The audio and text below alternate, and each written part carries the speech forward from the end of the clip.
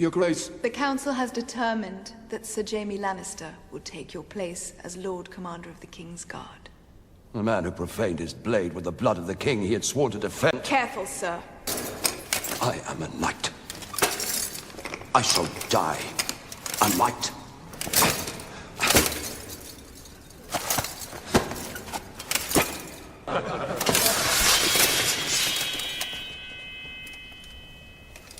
Even now I could cut through the five of you like carving a cake.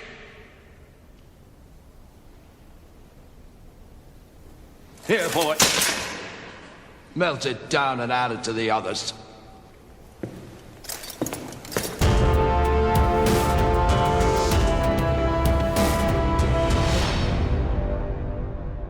Hey everyone, I'm back with another House of the Dragon, A Song of Ice and Fire video.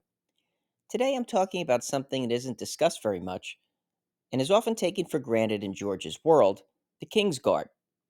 And here I'm going to discuss how and why it was formed.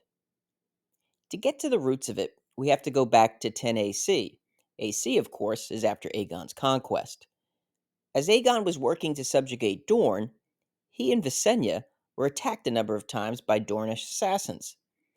During one of these attempts, they came quite close to succeeding, and Visenya herself foiled the attempt. She then pushed Aegon to form a select protective force to guard them. Previously, Aegon had felt that his guards and his own swordsmanship would be good enough. Visenya, though, strongly believed that they needed a more elite, dedicated group. You have to understand, too, that Visenya was a very serious and stern person. A good comparison from Game of Thrones would be Stannis Baratheon. And like Stannis, Visenya was less well-loved than her other siblings. It's said that Visenya drew her Valyrian sword Dark Sister.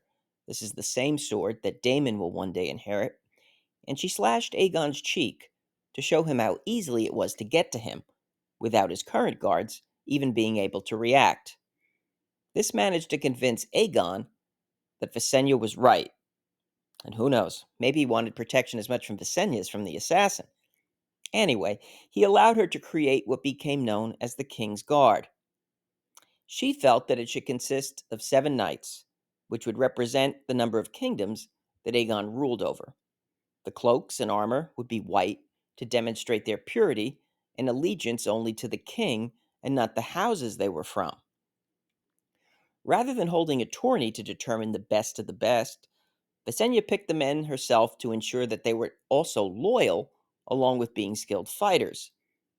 The first Lord Commander of the Kingsguard was Corlys Velaryon, the great-great-uncle of his namesake in the House of the Dragon series. Visenya patterned the vows for the Kingsguard after the Night's Watch, so each member would serve for life, give up their titles, fortunes, and lands.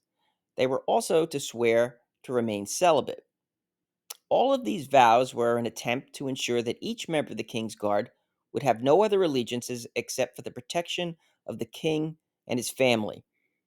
In later years, some members of the Kingsguard, though, would hold different titles. The White Sword Tower and the Red Keep was set aside as the place where the Kingsguard would live. It's a 4-floor structure with the Lord Commander living on the top floor and the other members having smaller living quarters on the 2nd and 3rd floors. The 1st floor is where their armor and weapons were stored. There was also a large meeting table there. So that's it. The white cloaks were created by Vagar's first writer, Visenya Targaryen. If you enjoyed the video, hit the like button, and if you're interested in more House of the Dragon and A Song of Ice and Fire content, listen to Caraxes and subscribe. I want to thank everyone for watching, and I'll see you soon.